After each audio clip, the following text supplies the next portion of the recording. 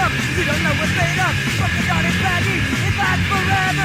Everyone that isn't good. Ain't go out my neighborhood. Bodies that are right back. Students that was on the back. All right, so today we're going to be starting on our final module for this course, which is talking about trees and tree-based data structures. You might have talked about graphs in another course. Graphs are, nodes, and then you connect them with edges. And trees are a very special type of graph. They're an acyclic graph. And our concern is mostly not with graph algorithms, but with using trees to store and retrieve data. And that's why we use them as data structures here. But before we get into that, let's go ahead and have a review of what data structures we've looked at so far and why we even look at data structures. The idea here is that data structures are good because they provide structure, right? Structure can be exploited for efficient operations. We've seen this before with, say, binary search. We exploit the structure of the fact that it's ordered, that it's sorted, in order to have an efficient searching algorithm, right? And our motivation here is going to actually have a data structure that supports that basic CRUD, right? Remember CRUD, create, retrieve, update, and destroy.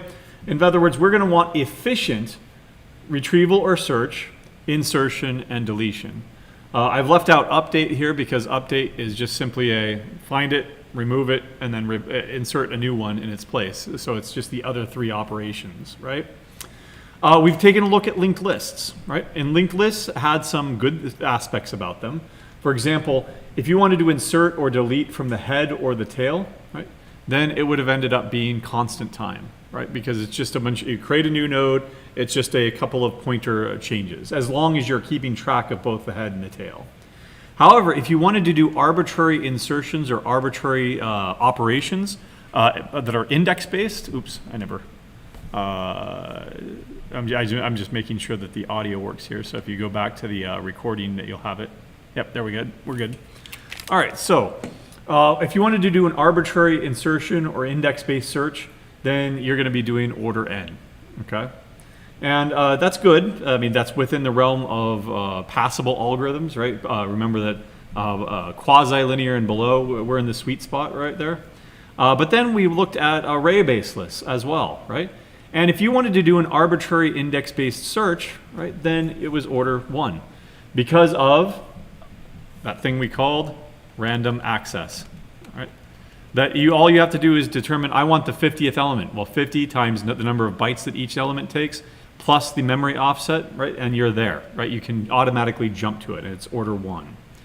And like we said before, if it's sorted, you can exploit binary search for fast arbitrary element search, right? Key-based search. And that's going to be, what was that again? If I say that it's order what for binary search? Log, right, of n, right? And that's actually going to be our ultimate goal, by the way, right, for everything. But inserting or deleting from the start or the end, right? It's order n, or from the start, I should say. Why? Because you have to shove everything down to make room for it, because you're stuck with this array here, okay? We also looked at stacks and queues, which could have been implemented using one of these linked lists or array-based lists. But in that case, all operations were efficient, always efficient. They were always order 1. Why? Because they were restricted access data structures. And by restricting the access, you were basically restricting what they could do. They were no longer general purpose data structures. You couldn't just arbitrarily put something in and take something out. You took it from one end or the other, and you were consistent about it. All operations are going to be order 1, right, constant, but we can't do arbitrary CRUD like we want to up here. This is our motivation. I want to do everything. I want to create, retrieve, update, and destroy, and I want them all to be efficient. I don't want some of them to be efficient and others inefficient and have that kind of trade-off. So our goal here is to have a general purpose data structure that I can do CRUD on, and everything is efficient, okay? Trees provide the potential to do that. We're not actually going to get to the point where everything is going to be log n. Instead, we're going to get almost there by the end of the semester, right? Instead, we're going to explore why trees have the potential to do this, okay? So let's talk about trees and what trees are. To do that, we need to review what a graph is. A graph is a collection of nodes.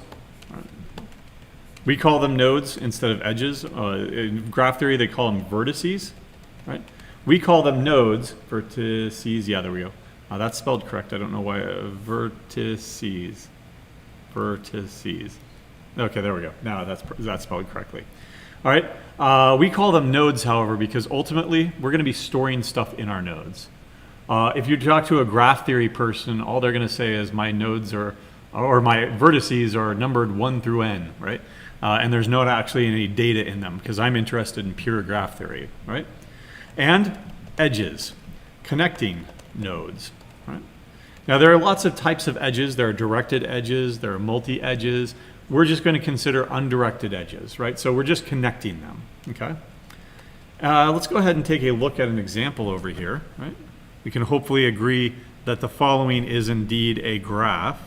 I need to go to, let's see, 156, talk about trees, and look at this arbitrary graph right here, right? So, oops, that's not what I wanted. There we go. All right, so that's good enough. My data in this case is just placeholders A, B, C, D, E, F, G, right?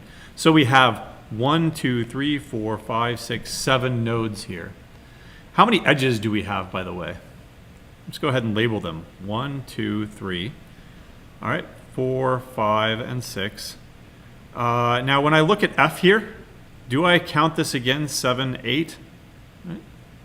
So I counted these 3. Right? That means that I counted this one already. Do I count it again?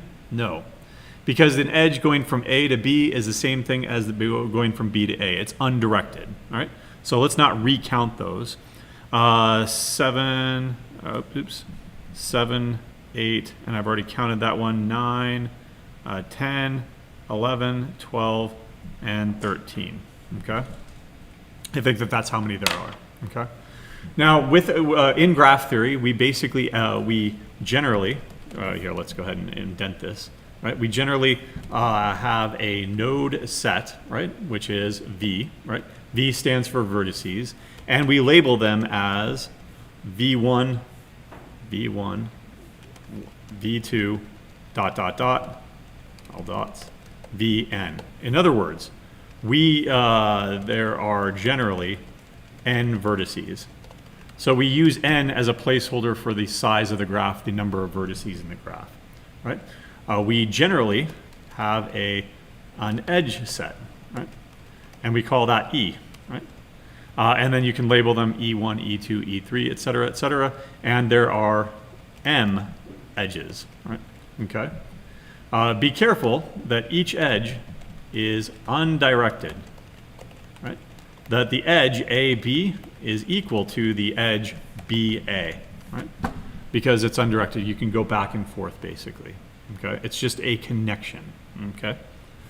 All right, so generally what we here in this case, we've got that the size of V is, what did I say, 7? Looks like 7 to me. And the size of E here is 13. So that's my N and that's my M. Those are going to be important because if you ever have a graph algorithm, right, you need to define what your input is. Well, my input is a graph. What's my input size? It could be the number of vertices. It could be the number of edges. Right? Now, here's a fact that the edge set is always, the size of the edge set is always less than or equal to n times n minus 1 all over 2. Now, why is that? Right? So consider this. Suppose you have n vertices, right? V1, V2, dot, dot, dot, Vn. How many possible edges are there, right? So draw an edge. Draw an edge. An edge is going to be between this vertex and this vertex, okay? So how many possibilities are there for this first vertex here? Right? I need to choose, I have n choices here. N choices, right? And what about this one over here? I have n minus 1 choices, right? But be careful because you don't want to count this once and then twice going from A to B. and then going from B to A. So altogether, how many do you have? Divide by 2. Right? Another way of looking at this is through pure combinatorics. Have you seen this before? N choose K? Never seen that before? Or C of N, K, or sometimes it's C on calculators, it's CNK, right? Something like that. So I'm choosing 2 vertices to draw a connection. And that's equal to that one up there. You have n vertices, I need to choose 2 of them to draw a connection together. And that's why it's bounded by this n, right? Which is equal to n, equal to order n squared, right? Because n times n minus n, get rid of the lower order terms here, and what are you left with? N squared right there, okay? So in other words, your edge set here is bounded by n squared, where n is your vertex set over there. That's not going to be good enough for us, though, because we want our algorithms to be efficient, not n squaredness, right? Remember that that's already inefficient because you're already in quadratic territory there. So what we want is a different type of graph. A tree is a connected acyclic graph, right? That is a graph with no cycles, right? So what is a cycle? Well, first of all, we need to define a path. A path in a graph is a sequence of connected vertices. So for example, let's come back over to my diagram here. Let's go ahead and get rid of all that, and let's get rid of all these labels here. All right, there we go. All right, so is A, E, G, D, is that a path? Question mark. All right. So can I go from A to D? Yes. Can I go from D, or sorry, A to E, excuse me. A to E, and here I'll highlight them. All right. Yeah, here we go. A to E, yes, I can do that. Right. Can I go from E to G? Yes, I can do that. And could I go from G to D? Yes, I can do that. Okay. So yes, that is a path. What is the length of this path? Now be careful, the length is not the number of nodes. Think about the number of stations, train stations, right? You start at this station, but then you travel a certain distance, right? And all of our distances are uniform, it's 1, right? I travel a distance of 1. Then I travel a distance of 2. I travel a distance of 3. So the path here, the length, is equal to 3. The length of a path is the number of edges on that path, okay? So a path is in a graph is a sequence of connected vertices. The length of a path is the number of edges on it, right? All paths will be simple, right? So what do I mean by simple? It doesn't mean that it traverses back and forth, right? So for example, let me say I start at A and I go to E, right? And then I go to G, and then I go back to E, and then I go back to G, then I go back to E, and then I go back to D, right? Now that can happen in some applications where you're going back and forth and back and forth, but that is not a simple path. A, E, G, E, G, E, G, D, that is a path, but it's not simple, right? Its length, of course, would be whatever you wanted it to be, 1, 2, 3, 4, 5, 6, 7, I think, right? Its length is 7, but you traverse the same edge multiple times, right? And we don't want that because that's an inefficiency in trying to traverse this graph. If you were traversing a linked list, would you start at the first one, go to the second, third, fourth, fifth, and then once you're at the fifth, would you go back to the fourth, back to the fourth, fifth, fourth, fifth, fourth, fifth, before moving on for some reason? No. So we're going to take all of our paths as being simple here, okay? All right, so that's paths, and that's simple paths, and that's the length of a path. A cycle is a path that begins and ends at the same node. And again, it's going to be a simple paths, or simple cycles only, right?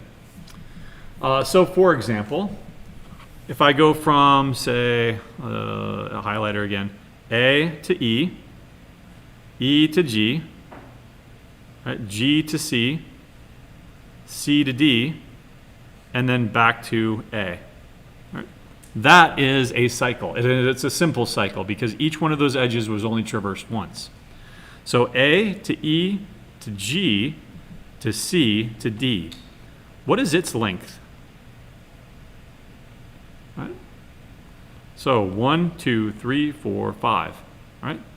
5. So the length of a cycle is equal to the number of edges on it, which is equal to the number of vertices on it. Right? Why? Because you're always you have a path, but then you need to close that path by going backward to where you belong, where you began, right? And so it's going to be +1. So the length of a cycle is equal to the number of edges on it, which is equal to the number of vertices or nodes. I'm trying to go with nodes here. Nodes on it. Right? All right. So those are the basic definitions there. Okay. A tree has no cycles. Right? Like we set up above, a tree is a connected acyclic graph with no cycles. So is this a tree? No. Right? Is the following a tree? Let me go ahead and get rid of all this. Right. Right. So if I wrote, and I'm not going to write any labels here, right? There we go. Right. Now considering all of these together, there are no cycles in it, but is it connected? Nope. It's disconnected because if you start out in any one of these vertices over here, any one of these nodes, there's no way to traverse to one over here. We call that a forest, right? So you can go ahead and talk about that, but we won't, right? A forest is a collection of trees, in other words, that are disconnected, and they are important, but we will not consider them. Because remember, what are we trying to do? We're trying to develop a structure for a data structure. And if I've got a data structure that is split off from each other, right, then there's no way to, if I start out a data over here, there's no way to get to the rest of my data over here. So I want everything to be connected, okay? A tree has no cycles. So let's come back over here and think, all right, well, how can I make this into a tree? Right? So let's go ahead and change the color here and the thickness. Well, what if I just started getting rid of certain edges? Right? Remember that there were, 7 nodes and 13 edges? Right? So let's count together how many nodes I need to get rid of in order to make this acyclic. Let's go ahead and get rid of that one. Right? Is there still a cycle? Yeah. B, E, G. Right? So let's go ahead and get rid of that. Okay, I've gotten rid of 2 now. Is there still a cycle? Yeah, tell me what next to delete. Help me out. It doesn't matter. I mean, I could be arbitrary about it, right? So let's go ahead and delete that one, right? Still a cycle because C, D, G, right? I generally like to look at triangles first, right? If you can get rid of all the triangles, you're generally okay, right? And now I've lost count in my hand here, but we'll go ahead and count them up when we're done, right? Let's go ahead and get rid of D, F, right? Do I still have a cycle? Yeah, looks like the entire thing is a cycle. Let's go ahead and get rid of that one there. All right. Do I have a cycle now? E to B to G to, okay. All right, let's go ahead and get rid of that one then. All right. 1, 2, 3, 4, 5, 6. Okay, I think we're good. And do you know how I know that we're good? How many edges are there now? 1, 2, 3, 4, 5, 6. Right? So, in a connected graph with no cycles, how many with n nodes? Make an observation here. How many edges would you end up having? N minus 1, exactly. It's very, very predictable now, right? So let's make that observation first of all. In a tree with n nodes vertices, there are exactly n minus 1 edges. What if there was one more? Right? So I've got all these nodes connected in some way, right? I've got one more that induces a cycle. Right? What if I had one less? That would cut it off into 2 forests, or 2 trees, which is a forest. Right? We're not going to go through a full proof of that, but again, any additional edge would induce a cycle or create a cycle. The removal of any edge would disconnect the tree and give you a forest. Okay? All right. Well, that means that as a consequence, therefore, in a graph, the size of the edge set is going to be order n. Right? So if I've got n vertices and n edges now, and if I can do everything with respect to one or the other, now everything is linear. Right?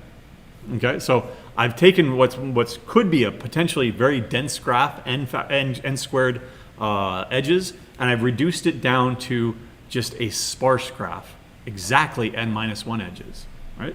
By looking only at trees. Okay.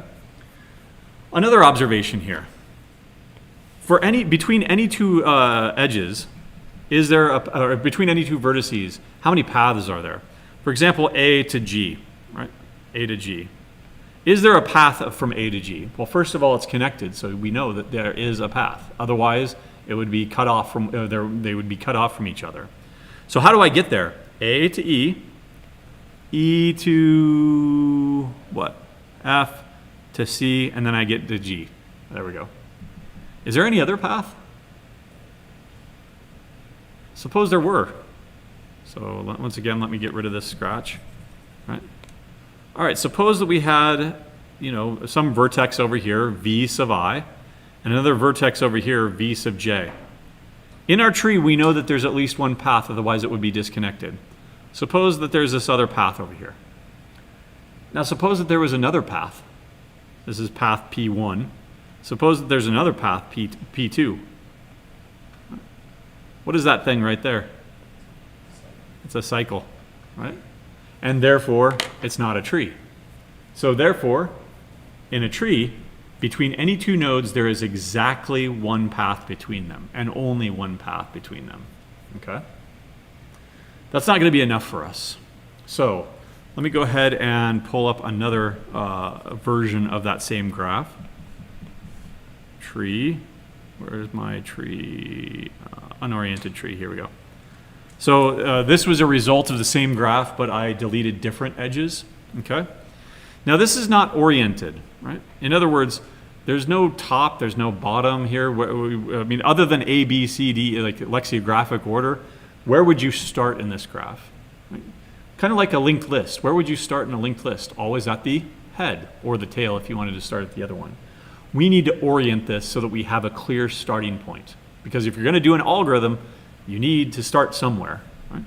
So imagine that you took this tree and you simply just grabbed one of the nodes. For example, let's say that I grabbed the node A. Right? You pull it out of the screen, you dangle it, and you let the gravity take over for it, right? And everything falls down. What does it look like now? Right? A, D, E, F, D, E, and F, right, are below it. Hanging off of E and D is nothing, right? Hanging off of F is C, right? And I won't draw the circles anymore. And then hanging off of C is going to be G, and hanging off of that is B, right? This is an oriented tree. Okay? This is actually the root up here, right? And down here, it grows down, They're not like real trees that grow up, right? And the reason that we do this goes all the way back 200 years ago to Cayley, the first proposed using trees to represent data. And the reason that we do this is because in English, we read top to bottom, left to right, right? And so we always have the root at the top, and we will have leaves. This is a leaf, this is a leaf, and this is a leaf at the bottom. But otherwise, they grow downward. That is not the only possible orientation, by the way, right? What else could I do here? What if I didn't go lexicographically? What if instead I grabbed, I don't know, D, right? And then I shook it, and then everything fell off of it. Well, then D has A, right? And now it's going to look very much like everything else except that E, F, and C, G, B, right? Okay. I could take any node and do the same thing and just dangle it, right? Okay. But otherwise, that gives us an orientation, right? So trees don't generally have orientations, but we can go ahead and orient them and in a top to bottom, left to right manner. Why? Because we are storing data in them. Now, just like a stack, there's no real top, there's no real bottom, but it helps to visualize it, okay? At the top is the root node, right? Any node with, actually, let's define children first, right? Any node below a node is a child, right? Child. All right, and that's going to be taken from family trees. You've got descendants up, or you've got ancestors up here, descendants down here, and then you've got children coming down off of it. The child's, and then the node above the child is its parent, right? So you can talk about children and parent that way. You can use other terminology. For example, aunt, descendants, ancestors, right? Uncles, aunts, whatever else you want, cousins, etc. Right? Anything in a family oriented. Okay. But unlike a real family, we everything only has exactly one parent. Right? Careful. Tree nodes only ever have one parent. Right? So it's not like a two-parent kind of thing. Okay. Any node with 0 children is called a leaf, right? And that's because it ends, right? At the end of a tree is a leaf, right? So we have a parent-child relationship. Now what I'm going to do is I want to impose more structure, right? I'm going to say that I'm going to limit everything to at most 2 children, okay? So you can have no children, in which case you're a leaf. You can have 1 child, right? And you could have 2 children. Now that I've limited it to only 2 children, you can call it a left child, a right child, or neither, right? And so every node here could have no children, right? No children, a left child, a right child, or both, right? This is known as a binary tree, right? Binary tree because of 2, okay? Yes, you can have ternary trees. You can have quaternary trees. You can have what are called B trees, where B is the maximum number of children that you can have. Right? So over here, this is not this right here on the right is not a binary tree. Why? Because A has 3 children. This one is a binary tree. It's just that I haven't drawn it very well, right? But you can look at it as a binary tree because you have at most 1, 2, or no children. Right? Okay. So yes, this one is a binary tree. This one is not. Let's look at a full binary tree, though, okay, as an example. Binary tree, there we go. Right. So here's a binary tree, okay? You have examples like A that has 2 children, a left child and a right child. You have examples where there's only 1 child. In this case, E has no left child, but it has a right child. Right? You have examples where there is a left child but not a right child. Let's say I. There is a left child, but there is no right child. Right? And then you have examples where there are both children are present. Okay? And so when we orient this, we can orient it top to bottom, left to right. Okay? All right, so there's our example of a binary tree. More terminology. More terminology, more definition. Terminology/definitions, right? Sorry. I need to go back over here. The depth of a node U is the length of the unique path from the root to U, right? Okay. So before we were talking about length of a cycle, length of a path. Now that comes into play because we've oriented it. It's going to have depth now. Right? For example, what is the depth? Here, let's just go ahead and look at the nodes here, nodes, and depth. Right? So first of all, what about B? What's its depth? Remember that it is the length of the path starting at the root, which is A, going down to that unique path to get to B. You can have a path of length 1, right? That's called an edge. So there's a length 1 path there, B and C, and so its depth is 1. Same thing for C there. What about D? Its length, its depth is 1, 2, right? So 2. In fact, D, E, and F all have the same depth, right? Why? Because I drew them like that. They're all on the same level. They all have the same depth. I left some room at the top because what about A? What is its depth? What is the length of the path from A to A? You're already there. Do you move? Nope. So 0. Right? D, E, F, G, H, I, J, and K. What are their depths? 3. L, M, N, O, P, Q all have depths 4. 1, 2, 3, 4 to get to O. Right? So length 4. What is the only one at depth 5? R. Right? So consequently, the depth of the root node is by 0 by convention, right? The depth of the tree itself is the maximal depth of any node, right? This is basically a worst case scenario. How deep in the tree do you need to go to get to any piece of data, right? And in this case over here, the depth of the tree T is what? Depth of tree is going to be 5. Right? Now what would happen if I trimmed out that node there? So let's go ahead and get rid of R. Right? What is the depth now? 4. All right. Let's go ahead and trim out another node here, O. All right. Did I actually change the depth of the tree? No. Right. The depth of the tree is going to be with respect to the deepest possible node. Okay? All right. So my question now is, how can we exploit this structure? Right? Remember at the top, what is our, we like data structures because structure can be exploited for efficient operations. Okay? All right, suppose that I had a full binary tree. Right? Every node was present at every level and every depth up until the maximal depth of the tree. It's not an infinite tree. You can talk about infinite trees, but we're just going to talk about a full tree. Now, first of all, let's observe that this one is not a full tree. Why?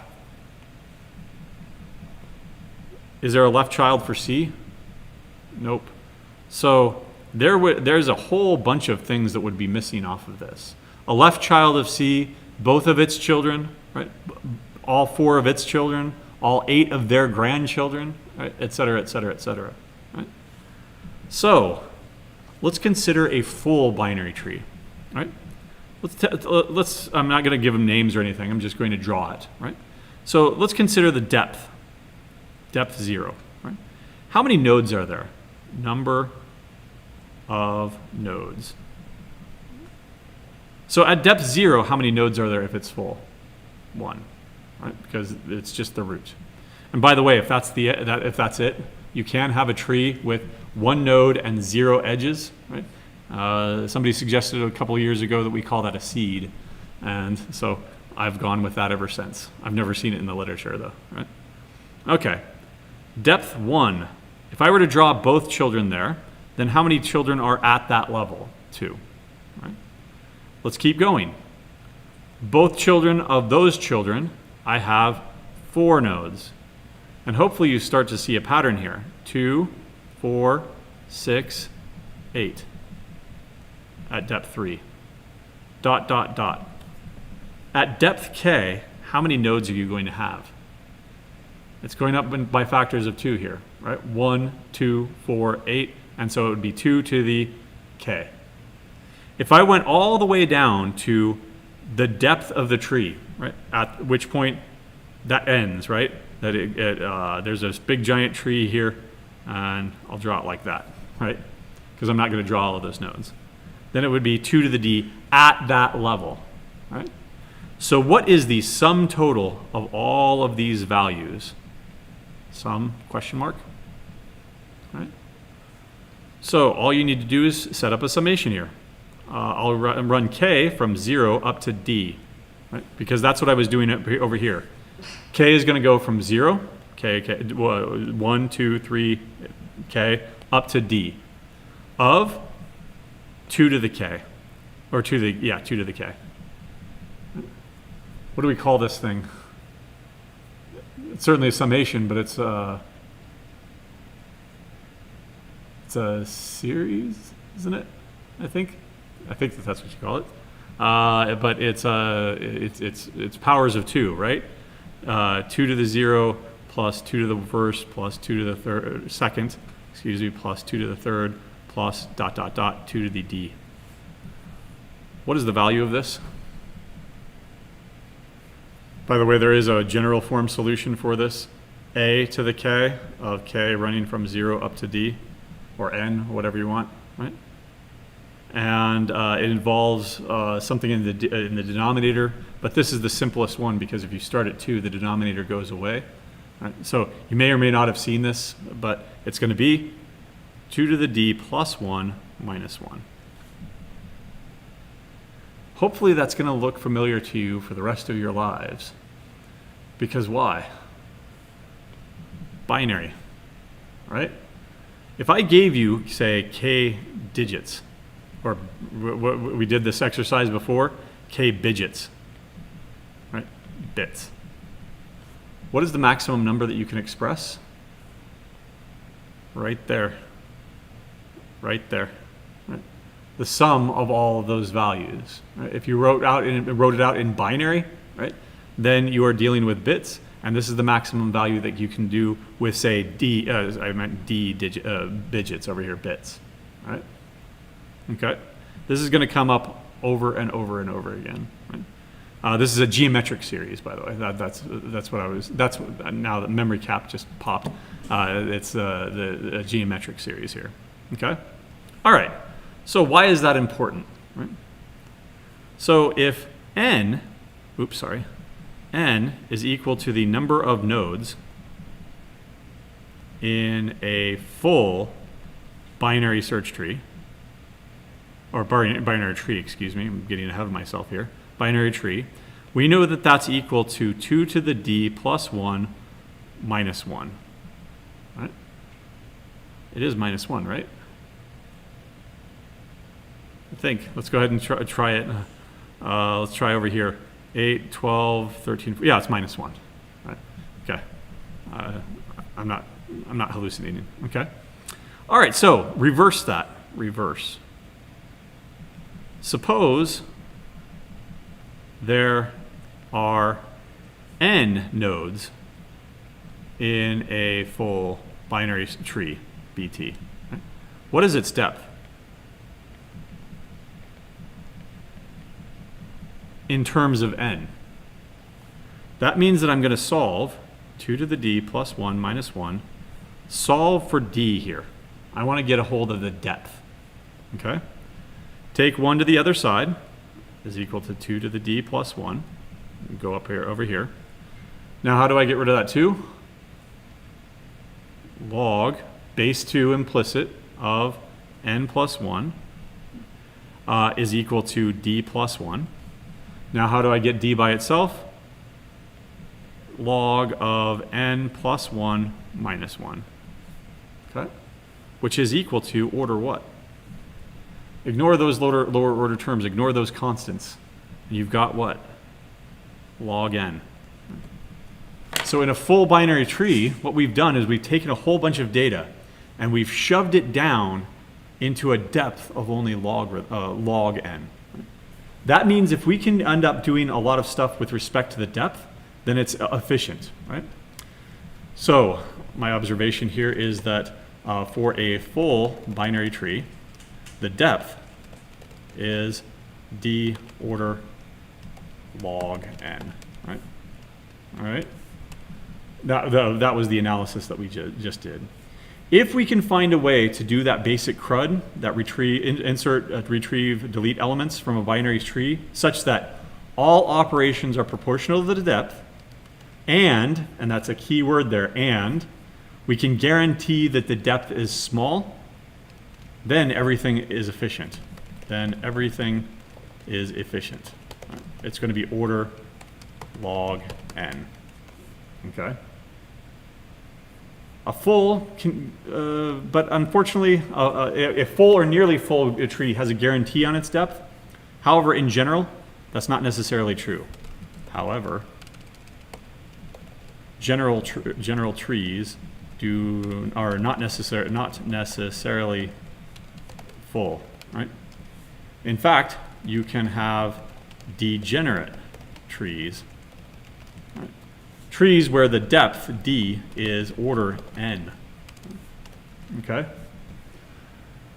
So let's take a look at a degenerate tree.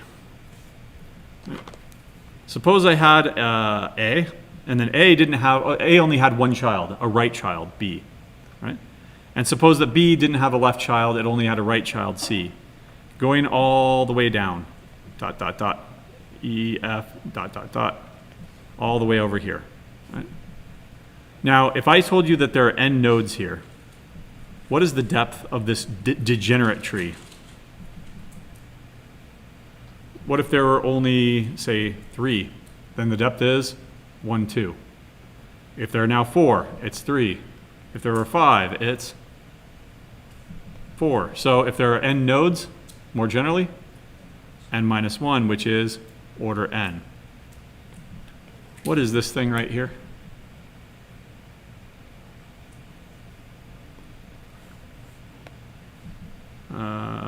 Cut. Paste. Does it look familiar now? What is it? It's a linked list, right? In other words, a degenerate tree is nothing more than a linked list, right? All right, so if you, again, in other words, that this is going to be a linked list is an example. And then we're back at square one, right? So let's go ahead and think about how we can start doing an implementation, right, before we get into any algorithms on a tree. This is, then we'll get to algorithms on Tuesday, I guess. We may or may not have class next Thursday. I don't know yet. I'll definitely let you know long in advance whether or not we call it on Thursday. But let's go ahead and create a new package, and I'll call it uno.ece.trees. Right? So let's go ahead and create a new class for binary trees. Right? And I'm going to immediately parameterize this, because remember that we're storing data in this stuff, and so I want to make sure that the data is stored generically. It's an element of type T. Okay? Okay, well, let's get rid of that for now. All right, so much like a linked list, what are you going to keep track of? Are you going to keep track of every single node in the tree? No. What one node are you going to keep track of if this is a tree? Let's go back over here. Right. Where's the obvious starting point here? The A, which is called the root. Right? So root. That means I need a tree node of element of type T. Right? I don't have a tree node, so I have to create it. New class tree node of elements of type T. Now, what is a tree node going to consist of? Well, let's look at the picture over here. Right? If you just looked at B, right, let's just highlight B here. Right? What all do you need to represent B? Well, B is that actual data, first of all. Right? So you actually need to keep track of the data. Right? Private T data, right? Or element, or whatever you want to call it. Right? Because you are actually storing data in this node, and that's the whole purpose of it. What else do you need to keep track of? What else is around it? We called that what? A is its parent. D is its child, but which child is it? Left. And then E is its right child. So we need to keep track of 3 things here. Right? Private tree node, element of type T, because they all match. Parent, and then one for the left child and one for the right child. Left child and right child. There we go. Pretty good start already. Let's go ahead and build up some convenience functions over here, maybe. So the source, let's generate getters and just the getters, right? I want you to be able to get the piece of data because, of course, you're going to be retrieving the data. I want you to be able to get the parent because you want to traverse up. I want you to be able to get the left child and the right child in order to traverse that way or traverse that way, right? Also, I'm going to need a constructor here, and I'm going to design it such that it only takes the element, right? So deselect all of this stuff. I'm going to allow you to create it with just the element, right? And then it's your responsibility to set up the parent, the left child, and the right child. And so now I have an argument that I also need those setters, but not the element there. So select all the setters, but not for the element. I'll make that final because I never want you to change that. If you want to swap out an element, maybe like an update, maybe you have an argument for making this settable, this mutable, right? But we're not there yet, okay? What other convenience methods would you want? So the terminology that we've covered already, say a root. I'm going to ask the node, are you the root or not? Right? So public Boolean is root. How do I determine that? How did you determine that A was the root? Just because it was at the top. Computer can't do that. Right? Computer can do computer vision like that now, but I'm not going to give this to my Java collection here. Could you keep track of the depth for the node? You could keep, so that's another thing. You could keep track of the depths over here. So to do, consider keeping track of the depth. But there's an even easier way, at least for the root node. What does the root node have that that everybody else does? What does the root node not have that everybody else does? It doesn't have a parent, right? So is root return this dot parent, right, is equal to null. I am the root if I have no parent. Okay. Likewise, right? What else would you want over here? Besides a root, what else? What were the other terms that we used? Let's look at over here. What about n? It's a leaf. Right? So is leaf. Public Boolean is leaf. Right? Return this dot left child is null, and this dot right child is null. I have no left child. I have no right child. Right? Okay. Maybe you would want to determine: do you have a left child? Do you have a right child? Public Boolean has left child. Return this dot left child is equal to, not equal to null, excuse me, right? Because then I do have a left child. And likewise, public Boolean has right child, and return this dot right child is not equal to null because I do have one of them, right? Maybe get number of children or something like that, 0, 1, or 2, right? That's pretty good for a start though, right? Come back and to do documentation, right? I'm not going to do that. Otherwise, my binary tree, all it is keeping track of that one root node. If I kept track of all of the nodes, private list of tree node z, there we go. All nodes. Now I'm back at square one, right? I'm keeping track of every single node, therefore I have a list, an array-based list or a linked list or whatever. Defeats the purpose, okay? I'm only going to keep track of the root, and that's where every algorithm will start, right? All right, that's a good start. All right, let's briefly talk about the first algorithm that we're going to implement here. I'm going to set it up so that I'll create a tree next time that we can play around with in Java. And then later on, we'll discuss how to get nodes into a pre-existing tree. But let's just go ahead and discuss how we can, suppose we already had a tree. In fact, this is the tree we'll have, right? Suppose we already had this tree. How do I find an element? Say, find I, right? Search for I, okay?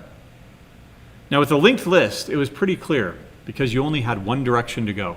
You start at the head, you go to the next, you go to the next, you go to the next. But imagine yourself here standing and it's a maze, right? You could go down to the left corridor or you could go down the right corridor, right? Well, if you get down to the left corridor, what if I chose to go right, by the way? Right? Then I would come down here and I would get lost. I would eventually hit a dead end called a leaf, right? And I would have to backtrack and come back up and I would have to keep track of where I've been, okay? Because if you know that, okay, I went right before, now I need to go left, right? You need to keep, like Hansel and Gretel, you need to keep breadcrumbs. Do you remember what data structure was useful for keeping breadcrumbs? Let me go ahead and describe this. I'm going to just keep going right until I can no longer go right. So I'll go from A to B to D to G to L. At that point, I've gotten to a dead end. Right? Do I know which way I came? I went from A to B to G to G to L. Right? What data structure was that? A stack, right? Last in, first out. Now to backtrack, what would I have to do? Pop. Where am I now? I'm at G. Backtrack again, backtrack again, backtrack again, right? However, if you only ever go one direction and then you backtrack all the way, am I going to find I? No, I need to be more, systematic about this. If I can no longer go left, I need to remember, okay, now I need to go right. So backtracking from L to G, right? I'm not going to backtrack again. I'm going to say, well, I explored the left, and now I need to go right. So M, and now I can keep going left again. R, I hit another dead end. I, backtrack, right? Now at M, I realize, oh, I can't go right because there is no right child. So I need to backtrack again. Right? Now I'm at G, but remember, I've explored both its left child and right child. And so I'm going to backtrack again. Right? G, and now I'm at D. Remember that I already went down this left corridor, so now I need to go down this right corridor. H, there is no left child, and so I immediately go to the right child, N, right? And now I've backtracked all the way to D, right? Because I haven't found what I'm looking for. I'm still looking for I, remember, right? And so I backtrack to B. And then I go down that other corridor. There is no left, so I go from E to I, and I'm done. I found what I'm looking for. Right? Now, the entire time I was calling maybe some comparator to see, is this it? Is that it or not, right? So I'm going to probably need some sort of comparator to do this. We're going to use strings so that I don't have to do that. What I just did was called a pre-order traversal. Right? So let's go ahead and modify this. Right? Let's go ahead and just take a look at a general node U here. Right? Remember that you're coming from a parent, P, a left child, left, and a right child. Right? Now, just looking at this neighborhood, this triangle right here, there are different ways that you could process each one of these nodes, that you could look at each one of these nodes. What if I looked at U first? U, right? Right? And then I went on to examine L. And then I went on to examine R. Right? This is what's called a pre-order traversal, pre-order, of just this neighborhood right here, sorry, of just these three elements right here. Now, of course, if there is no L, then you wouldn't explore that. If there is no R, then you wouldn't explore that, but it would be the same thing.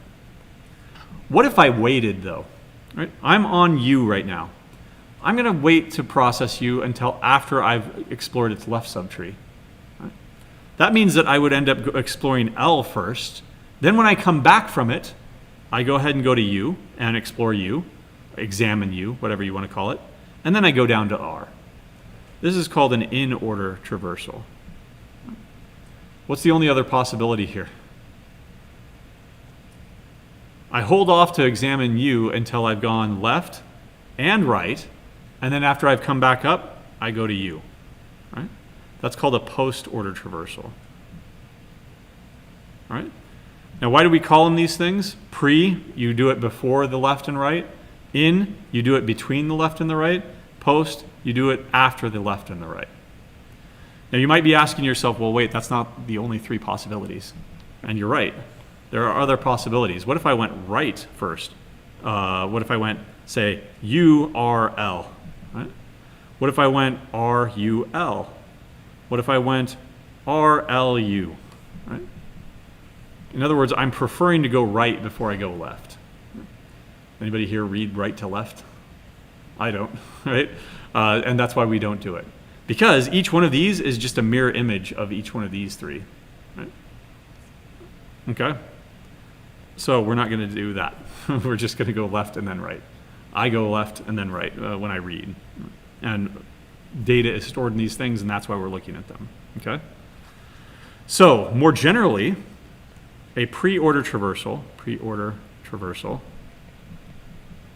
is going to need a couple of things.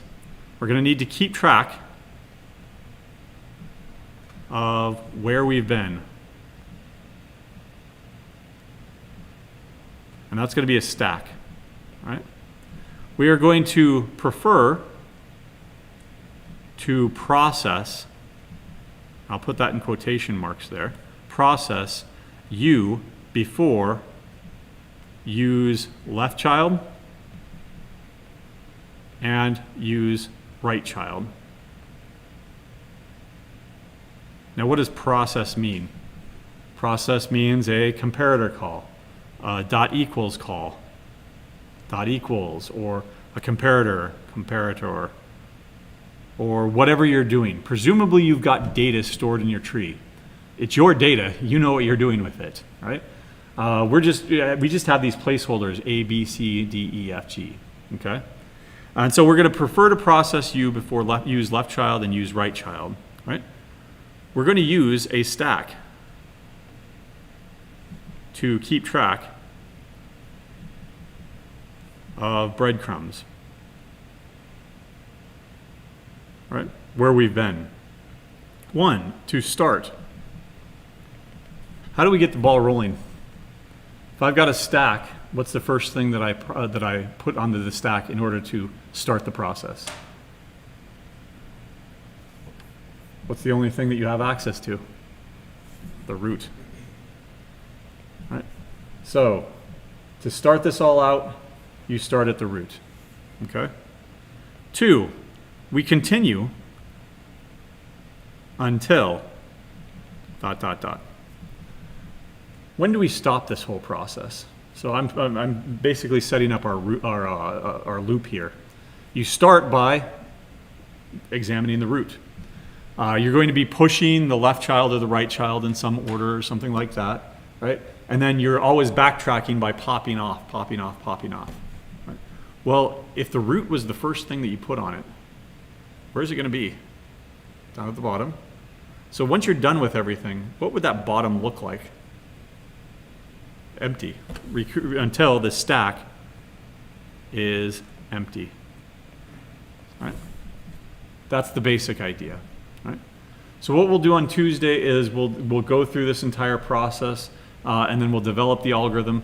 It's actually 3 lines of code, and that's it, right? And of pseudocode, that is. When we actually process it over in Java, we're going to have a little bit more framework there, because if there's no left child, do we push that left child? No. If there's no right child, do we push that right child? No. So we're going to have some extra checks there. But otherwise, it turns out to be extremely simple. We'll also do in-order traversals and post-order traversals, but that gets a little bit hairy, because you need to know, did I just come from the parent, in which case I go left and then I go right? Or am I returning from the left, in which case I go to the right and then return to the parent? Or am I returning from the right, in which case I need to go to the parent? Right? And all that, and so each one of those is going to be more progressively harder to determine, but it's still doable, right? Using a stack. And then I'll show you the easy ways using recursion. And I don't want to call them easy, because of course you could have very deep trees, and you're abusing the call stack to do all of your work, and that ain't gonna work, right? Yeah. So I will present the iterative versions of these. Okay. All right, we'll pick it up there on Tuesday.